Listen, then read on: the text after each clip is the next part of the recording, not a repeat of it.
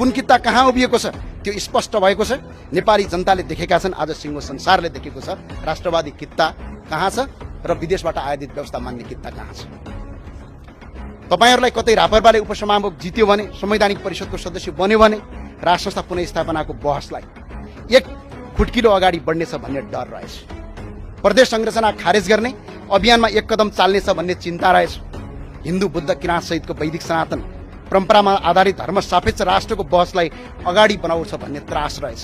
सायद तपाईहरुलाई लागेछ हामी तपाईहरुकै डाइभर्सिटीमा बसेर मुलुकलाई राष्ट्रवादी दिशातर्फ अघि बढाउँछन् कि भन्ने डर र तपाईहरुकै मुटुभित्र बसेर आयातित विदेशीहरूले ल्याएको आयातित व्यवस्थाको धड्कन बन्द गरिदिन्छौ भन्ने त्रास रहेछ। तर आज यस संसदको रोस्टरमा म स्पष्ट भन्न चाहन्छु, यो काम हामी तपाईहरुसँग मिलेर पनि गर्न सक्थ्यौं र गर्थ्यौं पनि। हामी पद पाए भन्दैमा पछि हट्ने थिएनौं। राष्ट्रको पहिचान स्थापित गर्ने महाअभियानको कदम अगाडि चाल्ने थियौं र तपाईहरुको सहकार्यको बाटो खोज्थ्यौं र साथमै लिएर अगाडि बढ्ने थियौं। तर खैर सायद तपाईहरुको बाध्यता थियो, सायद तपाईहरुलाई त्यस्तो निर्णय गर्न बाध्य बनाइयो। हामीले त्यो अवस्थालाई बुझ्छौं।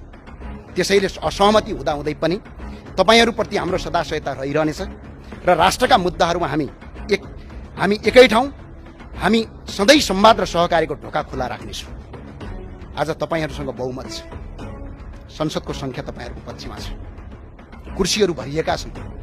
हाम्रा कुरा अहिले तपाईहरुलाई सामान्य र हास्यपदक लाग्न सक्छ, तर समय बलवान हुन्छ। त्यो दिन आउनेछ जब यही शब्दहरू सत्य साबित हुनेछ।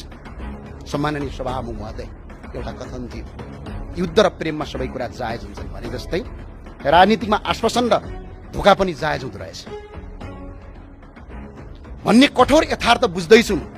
युद्ध र प्रेममा सबै कुरा जायज हुन्छन् भने जस्तै राजनीतिमा आश्वासन र धोका पनि जायज हुँदो रहेछ भन्ने कठोर यथार्थ बुझ्दैछु। अब बोलीभन्दा बढी संकेत बुझ्नुपर्ने कुरा सिक्दैछु, किनकि बोलीको कुनै भर हुँदो रहेनछ।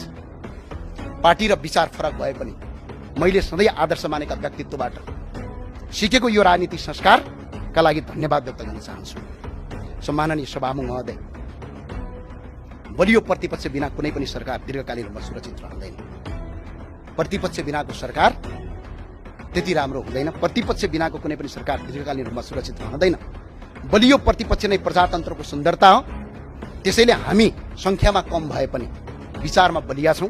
हामीले यो संसदको बलियो प्रतिपक्षको भूमिका खेल्नेछौं र प्रतिपक्षमा रहन्छौं पनि। प्रजातन्त्रलाई फुल्ल र फुलाउन, अझै सुन्दर बनाउन अहम भूमिका खेल्नेछौं।